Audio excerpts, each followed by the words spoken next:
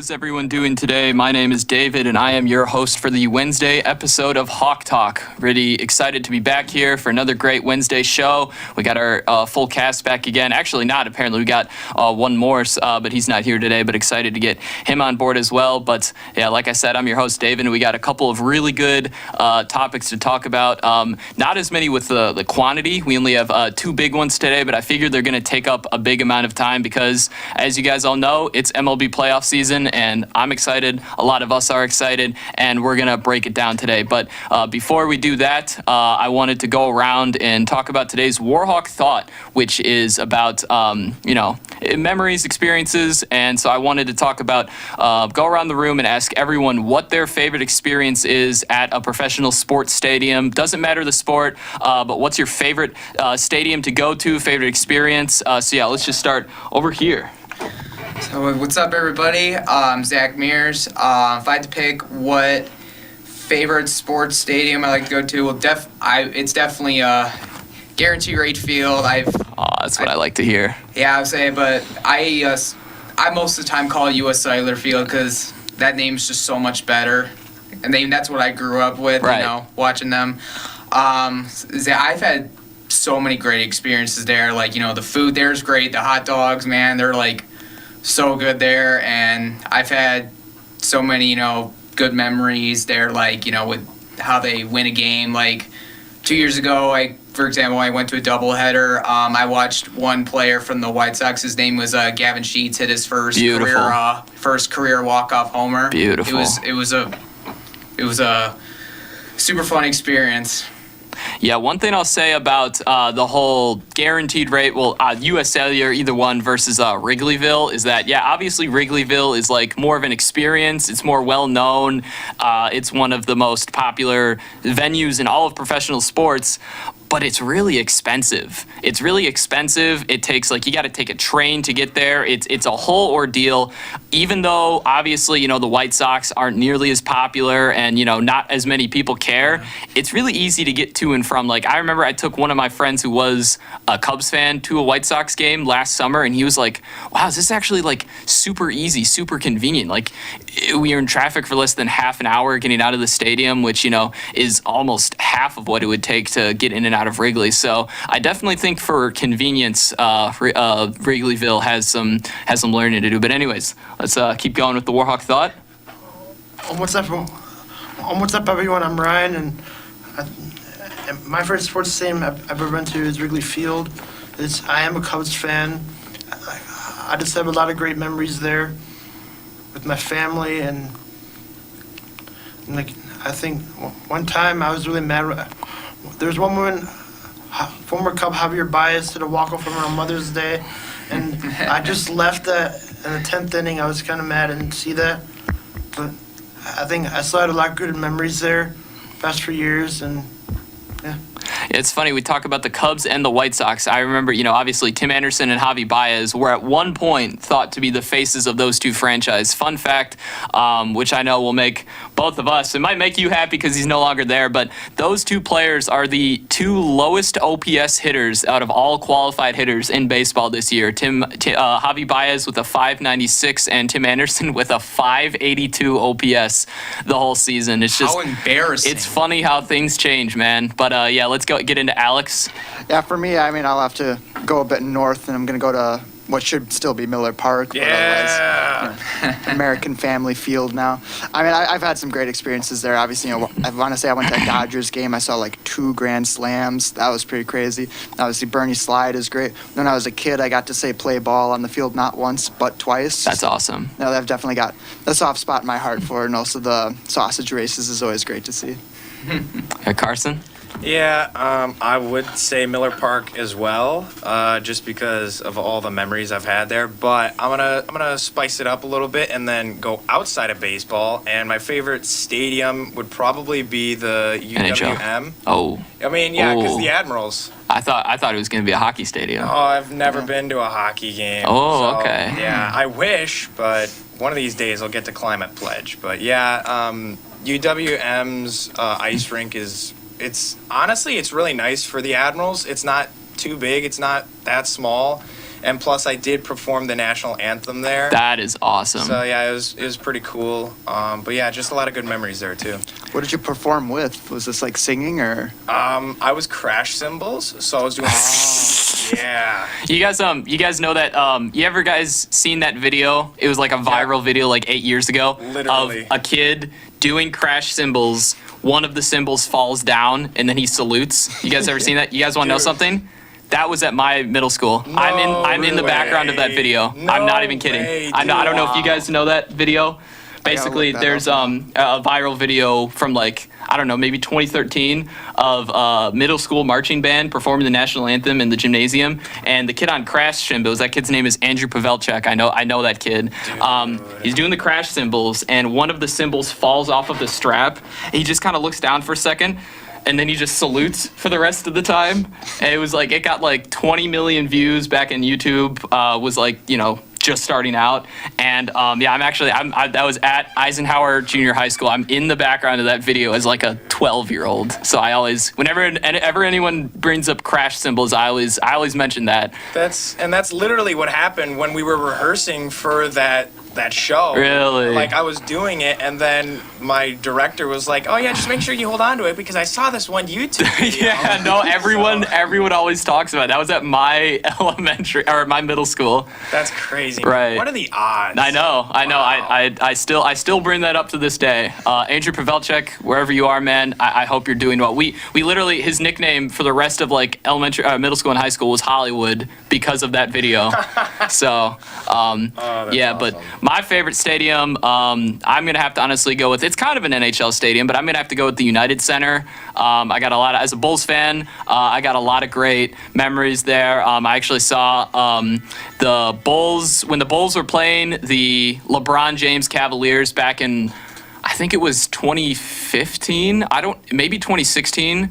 I was actually at Game 3 when Derrick Rose hit that bank shot buzzer beater to put the Bulls up 2-1 in the second round of the dude. Eastern Conference playoffs, and that was honestly probably the coolest environment I've ever been in, that I've ever experienced. It was sad because that was actually the last game we ended up winning in the playoffs, but still, like that, it was just dead silent, and then just the stadium just exploded. It was awesome. But yeah, I figured that was a pretty good Warhawk thought because obviously we all have really good experiences and memories from different assorted sports stadiums. But yeah, with that being said, it's time to get into the meat and potatoes of this. I know we already talked about a couple baseball stadiums, but as of yesterday, the MLB wild card has started, and it's a culmination of since April of teams preparing, game planning, making trades, trying to either see if they're gonna build up or tear it all down. And actually, it's crazy. The first team to be eliminated from the playoffs actually happened like 5 minutes before the show. The Rays have lost to the Rangers and are out of the playoffs after starting 22-4.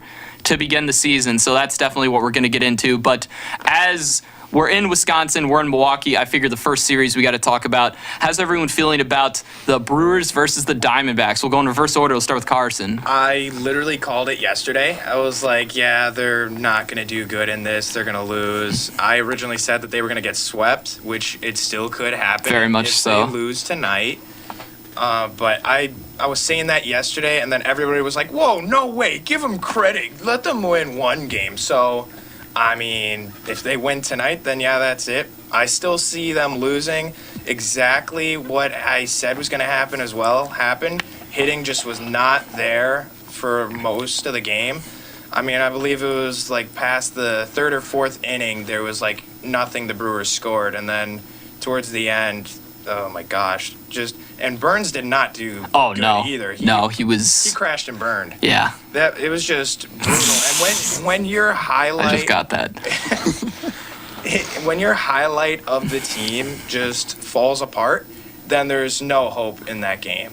So, I mean, if this is going to be a recurring thing, not just for the rest of the postseason, but next season as well, if he's still with the team, I I don't see them doing anything significant for years to come. Very true, especially if I know, the whole arbitration battle with him in the Brewers front office really left kind of a sour taste in his mouth. So it's not even a guarantee that he'll be with the team at the start of next season. So that'll be something to keep an eye on. But Alex?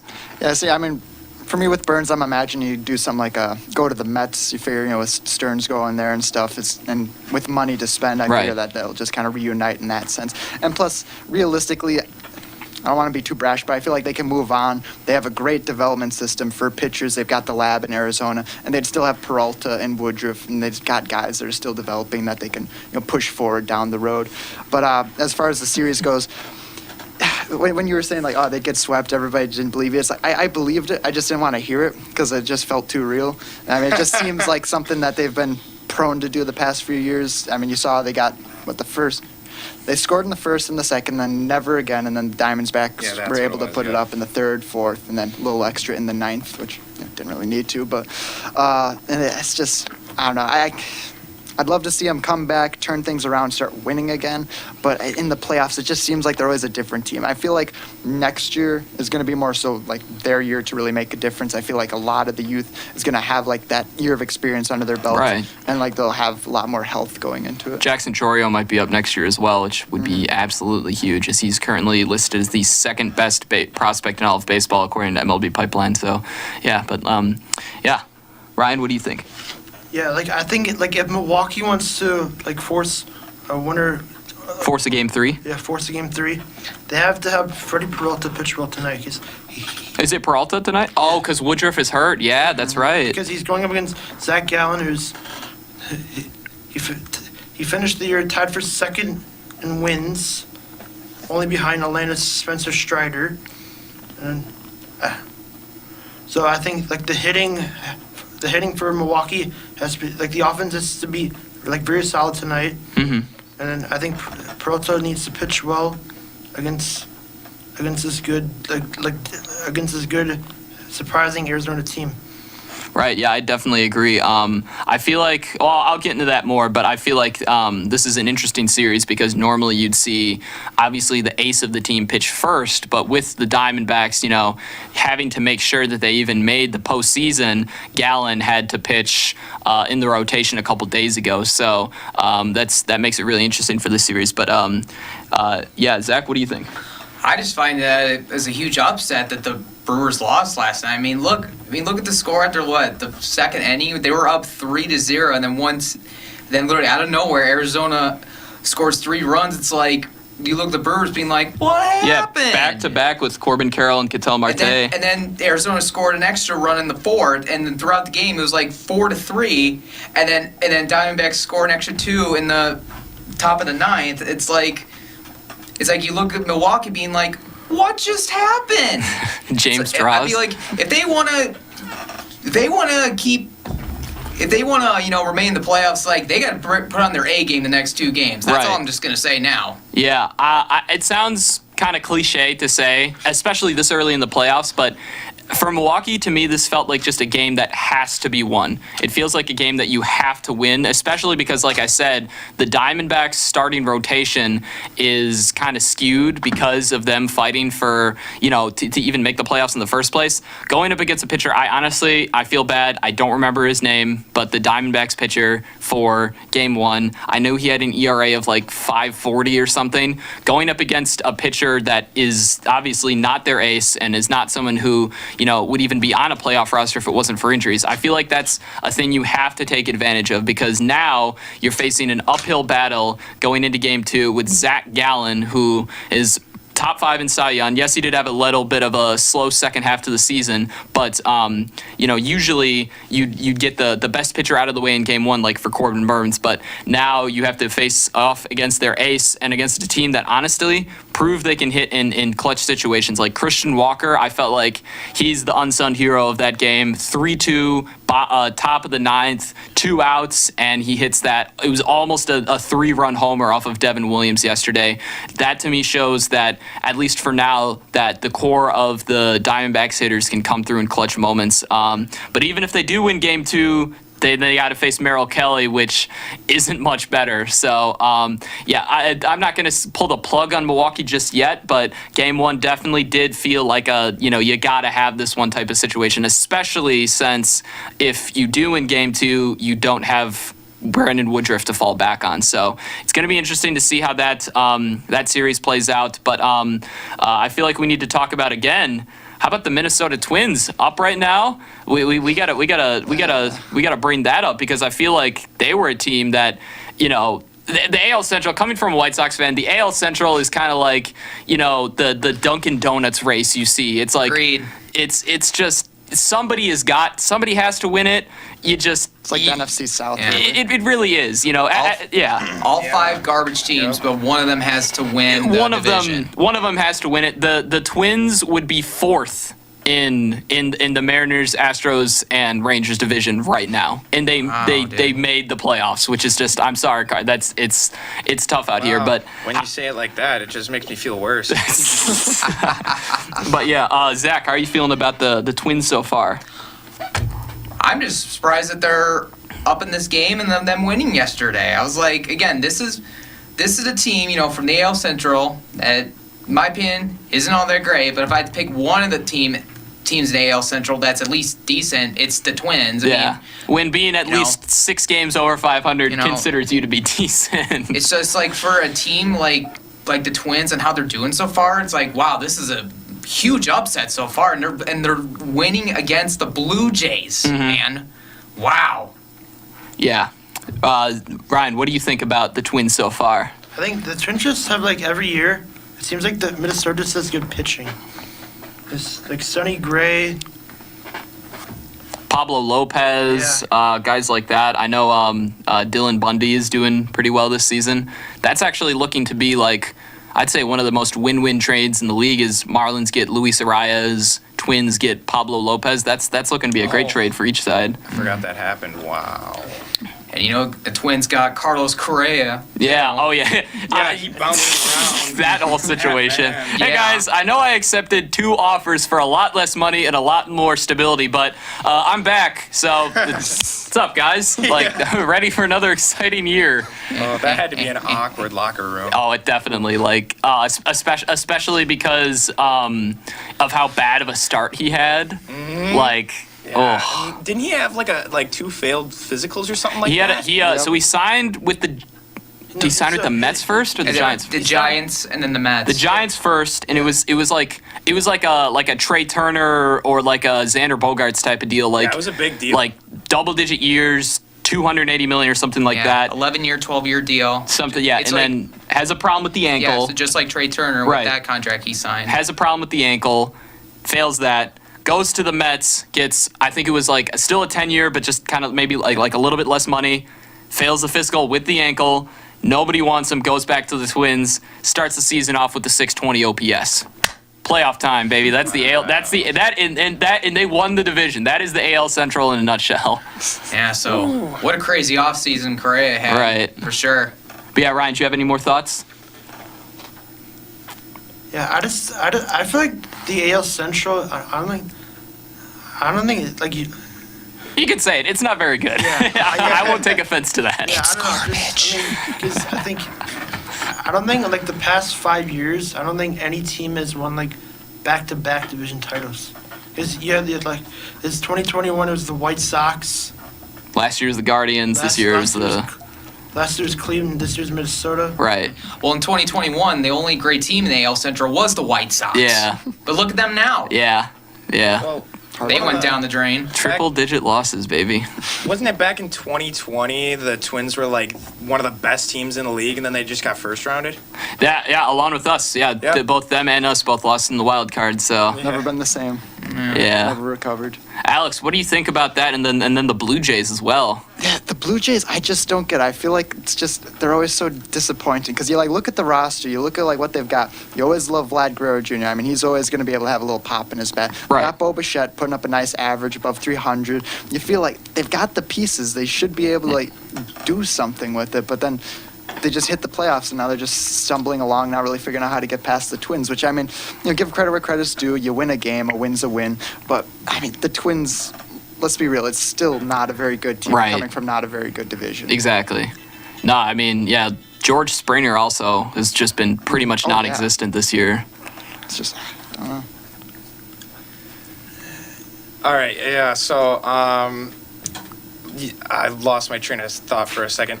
Royce Lewis actually. Glad somebody mentioned him. Yeah, he's doing pretty good. He actually leads, and I know it's a very small sample size, so just take it with a grain of salt, but he leads all current players in home runs with 2, and the 3 that are below him are all from the Diamondbacks. Right. So that's, ouch. That kind of hurts, but he also leads with runs batted in, so he's definitely a guy to look out for in the postseason. Assuming they do make it past this, which I think they will, because I don't think the Blue Jays should have been in it. A little bit biased. I mean, I know they have Guerrero, but I just Gotta win your games, man. Yeah, exactly. maybe it's because they're from Canada, but they're just they're not really there for me. Like in the playoffs last year, they got first rounded by the Mariners, and that was because of great pitching. Something similar happened. They only put up 1 run. So, I mean, with like the hitters that they have that Alex mentioned, they should be able to do something. So, frankly, I feel like they just got in by pure luck. So, I don't think they're going to get past this. I feel like the Twins are going to go up. And then who would they end up going against? Is it the Orioles? I think it would. No, the Rangers would play the Orioles. Oh, my God. They would Yeah. play Wow. the Astros. Yeah, Yeah, Oh. with the Rangers winning today, yeah, Great. they go to the division series to play against the Orioles. Yeah, like- Oh, okay. And so, and if Twins do win, they go and play the Astros. wow. And don't forget, like for people who don't know this, yesterday it was the first playoff win for Minnesota since 2004. Man, I thought I had it bad, man. I always can remember it can always be worse, right? And a little fun fact, in 2004, when the last time, they won a playoff game, fun fact, though, I read on their MLB on Fox Instagram, Carlos Correa was only 10 years old. Wow. Shark Tale was the #1 movie. The Still Nintendo is. DS was released, Oh, man. and the Montreal Expos still existed. We're still a team. Man, you're making me feel old now. I remember having a DS when I was a kid. That's crazy. Those are great. Yeah, those were the good. Yeah, those were the good days. Get the Mario Kart going. Mario Kart DS. Mario Kart 7, baby. Oh, my God. Mario Kart, that was on the 3DS. Oh, but yeah, the DS, or Mario Party DS, all those games, man. Right. And So, two things I have to take me say. back to 2000s. Two things I have to say about the Blue Jays. One, I'm so happy that they might be eliminated because every year I have beef with Blue Jays, and it's not really their fault, but the Blue Jays mess up MLB All-Star fan voting so like every year. Like it is so skewed towards the Blue Jays because you have an entire country voting for one team every year. Kevin Kiermaier was ahead of Randy Arozarena in the first the first No round way. of yeah. It was ahead of Randy Arozarena in the first round of fan voting. But like there was 6 Blue Jays players in like total in the first round of fan voting because Canada only has one team to root for. It happens every year. It pisses me off to no end, and that's not their fault. But I just think I that's never so heard the of only annoying. That's a good point. MLB team in Canada. Yeah. Canada only has, in general, has only one team. Right. I get it, but it's also annoying. And also, something I wanted to say, because we were just talking about the Diamondbacks, made me think about it.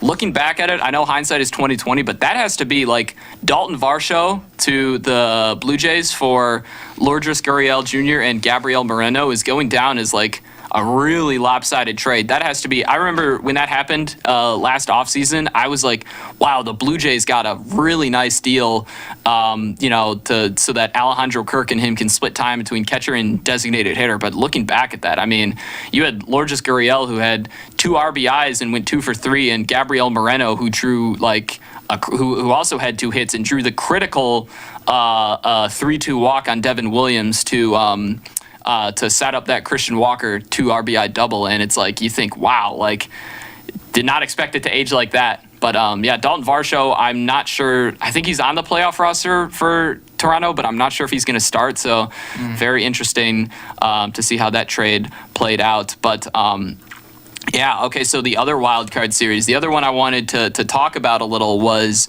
the Rangers and the Rays, which just concluded. I'll quickly give my thoughts just because, like, this was the one I was least invested in. I got to give props to the Rangers for how they rebounded because they obviously didn't have a great end to the season, but the moves they made at the trade deadline, I think, were all hits. I mean, they traded for Jordan Hicks, who's a great arm out of the bullpen. He's had a 2.4 ERA ever since coming over from St. Louis. I think he was one of the guys from St. Louis, so that was a great acquisition. Obviously, Max Scherzer was the big one. He's hurt right now, but he only allowed 2 runs in his first 6 starts after having a bit of a shaky start in New York. But he was great. Hopefully, he should be back for the DS because I want to see Mad Max in the post. I want to see Mad Max postseason again. I'll never forget in 2021's playoffs versus the Giants when Max Scherzer closed that game, which was super weird, but it was kind of funny. And Jordan Montgomery, I got to highlight that real quick. Blanked the Rays yesterday. Only allowed 2 hits through 7 innings against, I'd say, still a pretty potent offense with, Yandy Diaz, Rosarena, guys like that. So I got to say the 3 pitching trades they made at the deadline seem to all have really been paying off. And even though they look shaky for a little bit, I have faith that the Rangers-Orioles is going to be a really good series. Carson, we'll start with you. What did you think about that series? Oh, man. It was a series, all right. I mean, He's mad. Yeah, I'm very salty about it. I Tell by your face. I really wish that the Rangers would have lost at least a game. But I mean, Evan Carter, he had a good game. He is leading all the postseason players in batting average, so that's impressive. But yay! I'll be rooting for the Twins if they match up. So I'll just keep it at that. Right. Alex, what about you, man? I'm not sure if that'll happen. With the Rangers, I mean, obviously Tampa Bay had that hot start in the beginning. You figure longevity of that is tough to keep up, especially in a long season as the MLB. It's all about getting momentum at the right time. And some teams are better at that than others. And with the Rays, it seems like, they got off to the great start. You figure they wouldn't really be able to keep it up for the entire duration. Right. And plus, that's a pretty tough division to do it in. So, you can't fault them entirely. Then for this series, I mean, they had a lot of inactives. It was kind of tough for them to really overcome that. Yeah. And then with the Rangers, I mean, the offseason, they did a lot of investing, and they were one of the few teams that, after spending so much money, it actually Few paid teams off. that actually invested right. Yeah, no kidding. I remember two years ago when they made the Simeon move, and I don't know why I forgot about him, but the Simeon move and the Seager move, and they spent over $500 million in less than 12 hours. And I was like, wow, this is a lot, but I mean, it looks like they played their cards right because right now I'd say their lineup is those two, Adolis Garcia, Jonah Heim, like they have one of the most potent offenses in the American League. Agreed. I do. Ryan, what about you, man? Yeah, I agree with the most probably explosive offense is Simeon, Seager. I think those are 2 good pieces to add. Right. Oh, definitely. Yeah, and I agree with all the moves they made at the deadline. Getting Montgomery, Scherzer. Yeah. No. Definitely. Yeah. Definitely a really solid deadline from them. They didn't give much outside of Luis Angel Acuna. They didn't really give up much either. In terms of really highly rated prospects. And I just checked. Last year they had the Rangers had 94 losses. Mm-hmm. What a now- difference one season makes.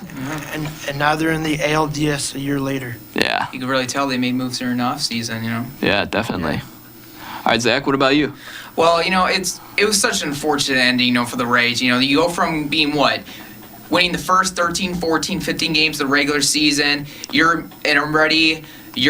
the World Series favorites, and then now they just go downhill at Right. one point in the season. They were in first place, in their division. That quickly changed.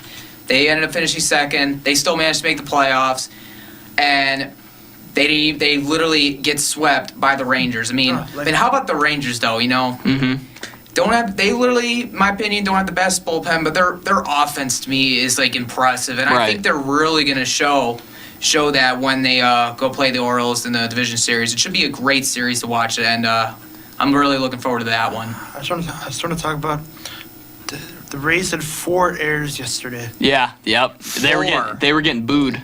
Yeah, they were getting booed. yeah. That is something you do not see from the Tampa Bay Rays. Definitely. Yeah, it's hard to win if you got that many errors going for you. Yeah, I don't know. It's the Rays, like, obviously, like, this is gonna go down as a collapse. It obviously is. But I was thinking about it, and I kind of feel bad for Rays fans because obviously, you know, like, you start the season off so high.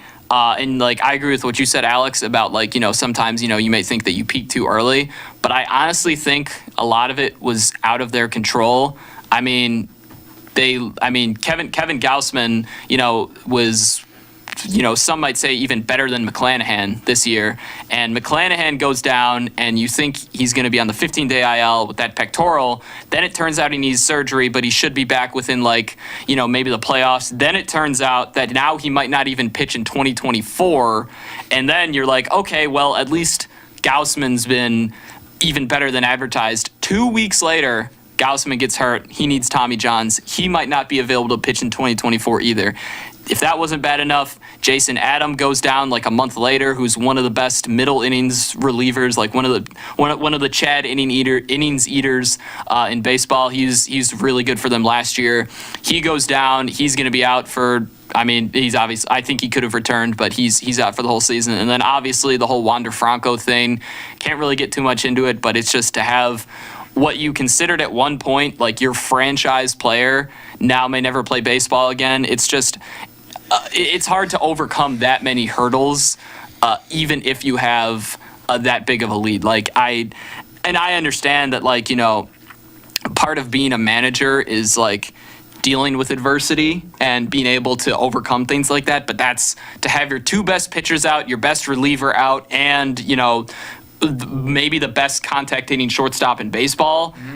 Like, it's a lot to overcome. So I definitely feel for Rays fans, and yeah, the curse lives on, unfortunately. But yeah, so that's the wild cards. I think it's really interesting. Something else we were talking about earlier. I want to hear what your guys' World Series predictions are going to be, because obviously the wild cards are fun and all, but they kind of just feel like a preview of what's really to come. And I feel like when the DS and the CSs really get going, that's when you see, you know, what teams are really, you know, made for this. So we're going to start with Carson. We're going to go in reverse order. And what would you say right now?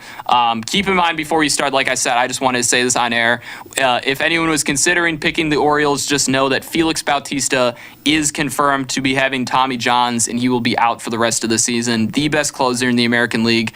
You know, him and Hader are, like, in my opinion, like, almost interchangeable. So if you were thinking of picking the Orioles, just know that caveat exists. But anyways, Carson, let's hear it. So I'm going to do this a little bit like March Madness by going down the postseason picture. Right. So the Twins going against the Blue Jays, I would have the Twins winning that because I believe the score is 3-1 now, right, Alex? Oh, they scored again? Check. Yeah. Wow. Well, they Might have both changed it. scored once. Yeah, it's still 3-1 Yeah, still top 3-1. of the 7. So yeah, let's just Wow. say Twins win that, so they would have to go against the Astros. Astros would win that, and then that would set up the Rangers going against the Orioles. Orioles would win that, so then it's Astros, Orioles. That one's really tough, just because I hate the Astros, and I think the Orioles are the better team. Some say that they're too young, but I disagree. I feel like that's an advantage for them. I would have them winning that. So that's the ALCS champion, the Orioles there. And then on the National League, the Diamondbacks beat the Brewers, unfortunately. So they go against the Dodgers. I'm still going to stick with Dodgers winning that. Philly beats the Marlins. Braves beats the Phillies. And then Braves beat the Dodgers. So, Okay. yeah. Honestly, I thought it was going to be a little bit different. But looking into it, like, more theoretical now, I would have the Braves. I'd have the Braves win the whole thing. Right. Yesterday, I said the Dodgers would be in there, but giving it a little more thought, it has to be the Braves. I think it has to be. I'll get into mine in a little bit, but I also think it has to be the Braves. But I like that. I like that March Madness style kind of thing you do. It previews every matchup. Alex, what about you? Yeah, for me, I feel like, obviously Houston will beat whoever it is that they have to face, probably the Twins. That's Right. not going to really be much of a question. With the Rangers, I was about to say Oilers, Orioles. That one's a tough one. I love the Orioles. I think what they've done is amazing. Obviously, going from like 100 losses 2 years ago to over 100 wins this year, and being the number one seed in the AL, it's been pretty impressive. With them, I could see them making it. I feel like in the end, whoever it is, the Astros will probably represent the AL. I feel like they're the ones with the most experience in the playoffs, winning, World Series, things like that, and just a lot of vets on the team. So you've got all that working into their favor. With the NL, I could see either one of two possibilities. It's either the Braves, makes the most sense, very chalk, or the Diamondbacks. Just because they beat the upset. Brewers. Wow. And every time, the past few years, whoever beats the Brewers goes like That to the is World that Series. is very true. So that is that's true. just- Yeah, I'll look say at the the Braves 2 years ago in the Yeah. playoffs when they played the Brewers. That was an impress because the Brewers 2 years ago were like They were almost like 2012. they were like Yeah, they the were NL right there. favorites. Yeah, so They were good. I mean, if you go by that logic, yeah, I think that they got a fun team, man. I mean, I know, like I said earlier, I know it's early, but first game of the playoffs, they already proved that their core is clutch when it matters, and it's I don't hate that. I would like that. World Series, I got Braves or Orioles. Okay, all right. I mean, I would like that a lot, but I don't know with the Bautista injury, but that would be, I think, the most fun. Yes. Yeah, I'd enjoy that a lot. Well, originally, my World Series prediction was the Braves, best team in the league, Right. no doubt. And I had the Orioles at first, but after hearing, their closer out for the rest of the season, probably not going to be back till 2025. I hate to say this, but I think it'll be the Astros for the American League. As I know, as much as I hate them, Yeah. as much as I hate the Astros, I know how much all of us hate the Astros. I really do see them getting in the World Series and against Braves, and I believe and I'm predicting Braves will win it by 6. They'll go at least game 6. I don't see a game 7. Okay. I mean, here's the thing. So first, I'll just say about the Braves. I also think the Braves. I think the Braves match up better against the Dodgers. I think the Dodgers this year, they still don't have. I think their pitching is going to be the difference. I think that, obviously no Walker Buehler. The whole thing with Julio Urias, which, again, can't really talk about on air, but he got accused of some not great stuff, and I don't think he'll be able to pitch, so that really only leads you. And Dustin May is out again. Surprise, surprise. Tony Gonsolin is, I don't think, available, so that leaves you with Kershaw, who is still very capable, but is getting older, and Bobby Miller, who I do like. I think he's an intriguing rookie. And then Lance Lynn, who has come crashing down to earth, which as a White Sox fan, I love to see it after like 3 or 4 good starts. So I think the Dodgers pitching is just significantly worse from last year, and I think that will be the difference between them and the Braves. At least White Sox could say that, that they made a great move with trading Lance Lynn. I but think they did, and what about with Joe Kelly too? Yeah, no, I mean, he's still hurt, though, I'm pretty sure. I don't think he's pitched since early September. But, yeah, no, it was great as a White Sox fan with Dodgers fans be like, oh, we fixed Lance Lynn. Oh, start building the Lance Lynn statue. Oh, and then Joe Kelly's back too. Yeah. And then, Lance Lynn's had like a 5 ERA, like his last 4 starts. So that was great. But I do feel like the Braves are the favorite. I will say it'll be interesting to see what happens with Charlie Morton because apparently he, a couple days ago, was put on the 15-day IL. I think Fried should be back. Fried's injured. He had like a blister or something, so hopefully he should be all right. But that'll definitely be interesting. But I still think the Braves are just top to bottom, just the best lineup in baseball. They tied the Twins for the most home runs ever in a season with 307, which is just insane. But for the AL, I think it's a little interesting. I like what Zach mentioned about the Astros. I actually I'm not saying that they're going to make it, but it's weird because the Astros to me are still a team that I don't like.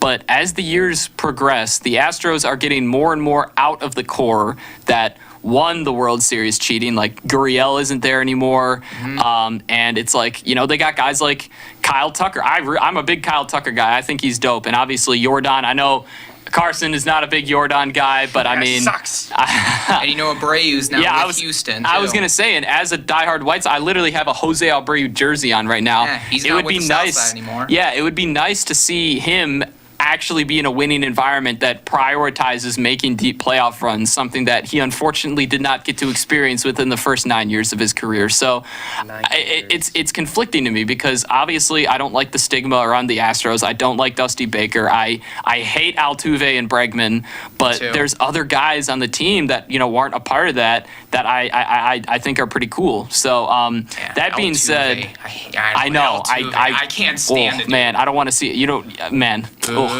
I know, but that being said, I honestly think I'm gonna have to go with the Rangers to make the World Series. I think that they deserve a lot of credit for how they're handling the series. I mean, no Max Scherzer, and they and the bullpen is a little shaky, but they handled the Rays, which even though they are a little injured, are still a very formidable team.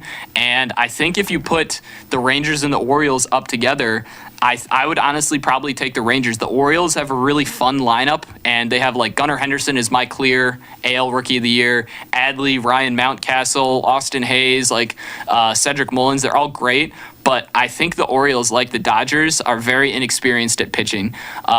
I mean, they made a couple moves I liked. I mean, Jack Flaherty is that was a solid move, but outside of him and Grayson Rodriguez, they don't really have any starting pitching that screams to me playoff cornerstone. You know what I mean? And especially now, like I said, with Felix Bautista out, I feel like the Rangers are a team that can capitalize on that.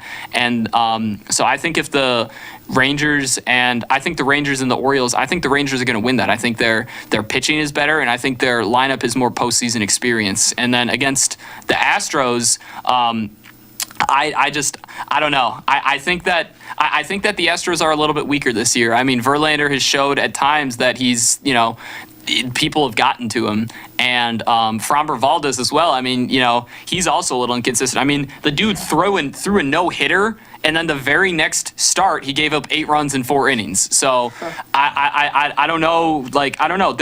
Houston's starting rotation is a little suspect to me, and I think if Scherzer is back, and I think if they do make it to the ALCS, Scherzer will be back. I think that the Rangers can make it to the World Series. And I think that as long as they figure out, as long as they finally realize that Aroldis Chapman is nothing more than a high-level setup man, I think they can do it. So, Anybody but Houston. yeah, and again, it's a little hard, but yeah. So that's what I think. But yeah, anyone else got any more thoughts about MLB playoff picture? I'm just glad somebody mentioned the Rangers as far as a possible one. I definitely think that was one I was considering. I wasn't sure how far I wanted to push it, but I do think a Texas ALCS is very possible. Yeah. Between you Houston and brought up Texas. some good points. I would also like to say, going back to the Brewers, just a little thing. They did out-hit the Diamondbacks, I believe, by 3 hits. It was 12 hits to 9 hits. Yep. Yeah. And I didn't have a chance, unfortunately, to watch the game, but there was a time that they had bases loaded. Nobody outs, and they didn't score. Exactly, yeah, so a big thing for them is that they need to finish. Yeah. They can't leave anybody out there. They need to learn to finish, and especially when you're out hitting the other team and you still lose. Right. Come on. Yeah, no, I think, I definitely agree with you that in this game tonight, they're going to have to do better about capitalizing in high leverage situations. I just want to give an update on the Twins game. So, Toronto had the bases loaded with only 1 out in the top of the 6th, and Matt Chapman grounded into a double play. Oh, no. Twins Bummer. So Twins are still up 2-0 at the end. It's going to the. So Minnesota's still up 2-0 over Toronto. It's going to the 7th. Wow. That's. I thought they scored a run. I thought it was 3-1.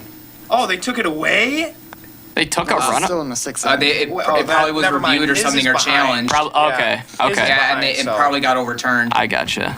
Well, that'll be really interesting if the Twins sweep the Blue Jays. That's Yeah, tough. that- Raise your hand if you had that one on your bingo card. No. All right, you know what? I had Blue Jays beating them. Right, exactly. I had Twins in a game 3. Okay. If I go 2 for 2 in predictions, man, this Yeah. is going to go so in my head. I'm actually really happy that you brought that up, though, Carson, because I had a couple things I had to say with the Brewers. what was that lineup yesterday? Like, first of all, no Garrett Mitchell on the postseason roster, even though he was. exactly, thank you, I know we were yes. talking about it in class Yes. earlier. I don't know why he wasn't on the roster. Second of all, why was I know he went 2 for 4. I know he had a couple hits, but why was Josh Donaldson starting? Why this dude hit 142? This dude had the lowest batting average out of all qualified hitters in baseball. Why is he starting on a playoff roster? It's like you look at the Brewers being like, what are you doing? Yeah, it's like at that point, yeah, roll the dice on Garrett Mitchell and see Yeah, if exactly. Yeah. I just wanted to say yesterday when I said, yeah, as soon as we get Garrett Mitchell back, and then Chris, the host yesterday, was like, oh yeah, no, he's actually not playing in this series. I was like, well, there we go. There goes our chances. That is detrimental.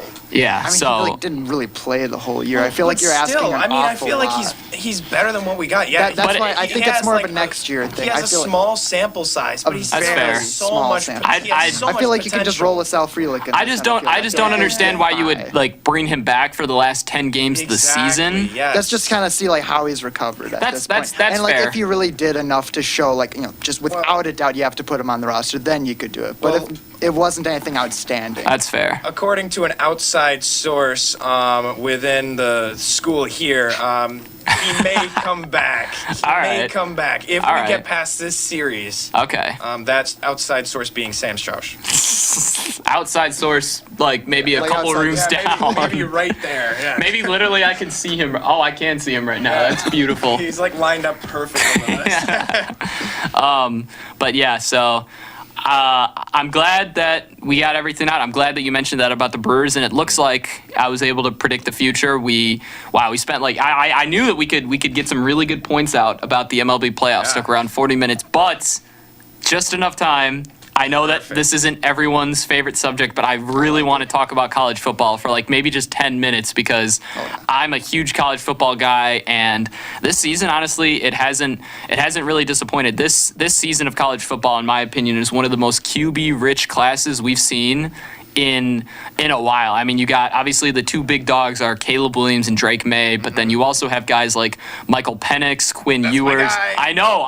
You're a fellow Michael Penix truther? Dude, 100%. I wanted him so bad for the Seahawks last year. Right. And he was like, no, I'm going to stay another year. Right. But then, yeah, you got like guys like Bo Nix, J.J. Yup. McCarthy from Michigan, Quinn Ewers from Texas, even like a couple surprising ones like Dylan Gabriel from Oklahoma, Cameron Ward from Washington State. Sorry, go ahead. Sanders, Colorado. Oh yeah, obviously, Oh, yeah, well, Shador. actually- Yeah. oh, Shador, yeah. Yeah, he is. I'll give it to you. But yeah, so I think this has just honestly been with conference play started. The thing I wanted to talk about. We got a really interesting matchup coming along here. Ohio State, obviously, maybe not as dominant as they were last year. Had a kind of a scare. Literally took the last second to win with Notre Dame, but offense still looks competent. Kyle McCord has proven that he is the guy, and the run game with Travion Henderson and Mayan Williams looks a little bit more healthy. Going up against a really surprising Maryland team, the Maryland Terrapins are 5-0 for the first time since 2006. Another guy we haven't talked, I didn't mention, but Talia Tagovailoa, Tua's brother, looked sensational. Currently 8th in the nation in QBR and 5th in completion percentage. What do you guys think about that? Yeah, I think that's just surprising right there. I mean, what was I gonna say? Oh yeah, but man, but Maryland though 5-0. Right. It's like a team that's not even like ranked in the top 25. As I look at the NCAA top 25 football teams right now, and top 5 in general is no surprise. I mean, number 1 Georgia, number 2 Michigan, number 3 Texas, number 4 Ohio State, number 5 Florida State. It's Right. like, wow. I think so far. It's pretty much reached everybody's expectations. Yeah, no, I agree. I think the top 25 is a little interesting because, like, obviously you got, like, Georgia, in my opinion, right now should not be number 1 after barely beating Georgia Tech. Or no, I'm sorry, not Georgia Tech. Auburn, sorry. Barely beat Auburn. And then a couple weeks ago, down at halftime to South Carolina. They haven't looked. I mean, obviously, they've still closed it out when it matters. But maybe I'm a little biased, but I think Michigan should be number 1 right now. But I definitely I mean, don't think Georgia should be. They're a I feel good like they team, lost though. too much. Michigan's still good. yeah, no, yeah, and obviously I think Georgia will be okay. But it's like, you saw a team like FSU almost lost to Boston College, and they dropped from, I think it was 3 all the way to 7 2 weeks ago. Wow. And Georgia Tech wins by a touchdown at the very end of the game to Auburn, and they don't move. It's just, I don't know. The rankings right now don't matter too much because That's like it's so still early in the season, but Yeah. I mean Georgia. yeah, Georgia. But yeah, I think you said Georgia Tech. I didn't mean to say Georgia Tech, yeah. But, Carson, I definitely like what you said about Michael Penix. To me, Yes. right now, he's my Heisman favorite. Yes. Well, okay, I wouldn't go that far, but I mean, he has the potential. He could be in the running. I'm definitely for that. And some stats. Do you mind if I say some stats Oh, of about course. him as well? By all as means. A matchup that I'm looking forward to. Mm-hmm. Okay, so Washington picked up around where they were last year, being only third behind Oregon and USC in the Pac-12. That's all thanks to Michael Penix Jr. He's been really good. He's already off to a great start compared to last year. He's 1 yard off from 2,000 yards already through 5 games. He has 16 touchdowns, 2 interceptions, and has a 196.5 rating and a 74.7 completion percentage. So honestly, those stats compared to last year, granted, yeah, it's still early, so you're comparing a full season to like Right. a quarter of a season, but still, that like trajectory, that's going to go a long way for him, and he definitely could be in the running for the Heisman. Right. Man, that would be really awesome because he was originally in Indiana, right? Nebraska. Nebraska. Yeah, Oh, Still Nebraska. interesting. Well, yeah, nonetheless, then he transferred over, and then he already has like 47 touchdowns just from Washington. Yeah. So he's already had a better career within like a season and a quarter as compared to like 3 or 4 seasons in a different Right. school. So maybe, it makes you wonder what was the problem over there. But The problem over there is that Nebraska is just a terrible football team. yeah. I gotta makes think it's sense. real funny. Matt Rule coming back to Nebraska after just a disaster fire in Carolina and being like, wow, like this is the guy who I could have had if I would have came back last year or 2 years ago. Like right now, Caleb Williams and Michael Penix Jr. are the Heisman favorites. Right. Followed Caleb by Williams, Quinn yeah. Ewers, Bo Nix, Bo Nix from Oregon, yep. Jordan Travis, Sam Hartman, Jaden Daniels out of USC. LSU, LSU, yeah. sorry. Like Dylan Gabriel, Tyler Van Dyke, JJ McCarthy, Kyle McCord, and Cameron Ward out of Washington State. Yeah. I will say, when I said Heisman favorite, I should say before the week 5, I had Penix over Williams, and even though Colorado's defense, especially without Travis Hunter, is trash, Yeah. Caleb Williams, like 6 touchdowns, 400 yards. He's back in the driver's seat for me. But I mean, Michael Penix Jr. to start the season, first 4 games averaged 428 yards and had I think it was a 15-to-1 touchdown to interception ratio, both which led the nation in average yards and touchdown to interception ratio. I think he has a real shot to win it this year. Obviously, first of all, it is just kind of hard to repeat with the Heisman. Yeah. I think if anyone can do it, it's Caleb Williams. I mean, the fun fact, there's only been one Heisman repeat in college football history. It was Archie Griffin back at Alabama, the running back. But I think that Caleb Williams definitely has a really good shot. It'll be interesting, though, because USC does not have an easy schedule, multiple ranked matchups on their slate. And, right now, I don't know. Penix's help is a little better. But, I like what you said. I was going to mention Jaden Daniels as well. I think he would definitely be in consideration if LSU's defense wasn't just god-awful. If they lose again, which is very likely, that he'll probably be out of it, but like he should be right along up there with those guys. It's just hard when you lose multiple games to still be in consideration. Yeah, because like USC has like easy game. Like they have Arizona at home this week. Mhm. Next week they got a big game on the road at Notre Dame, All right. and then you got Utah at Oh, home, Utah. California on the road, and then November 4th and November 11th, two big games against Washington and Oregon. Right. Yeah, so that'll be interesting. I'm interested to see if Cameron Rising will be back for Utah Yeah. once USC comes to town, because he was he was the guy. That used to be super interesting because he was the guy who beat USC, which I was super mad about because that let OSU sneak into the playoffs last year, but he was the guy who beat USC. So for USC to come to town for that rematch, I think would be super interesting. And yeah, I got to also shout out Cameron Ward in Washington real quick because I don't think anyone really thought that they would be as good as they are now. It started off with that, sorry guys, it started off with that ranked upset at Wisconsin in week 2, which is crazy because they also upset Wisconsin at Wisconsin week 2 last year. It was actually the same day, just a year later. Wow. That it happened, which I thought was crazy. But yeah, a lot of good quarterbacks this year, man. I think it's going to be really interesting because right now, maybe I'm overstating it, but right now I would say there's probably like at least 6 or 7 quarterbacks that you could say are first round picks right now. And obviously, like I said, it's a little bit earlier into the season, but I think that,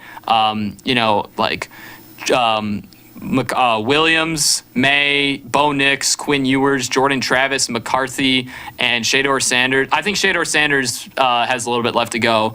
But all those guys, I think you could make the argument for late first to second round picks. So it'll be interesting to see how that plays out. But that being said, that we are going to have to move into final thoughts here. So we got a few minutes left. So Zach, let's hear about your final thoughts. Phillies are 1 win away from advancing to the National League Division Series. They just need to win one more game against the Marlins, and if they pull off a win tonight, they go and play against the Braves.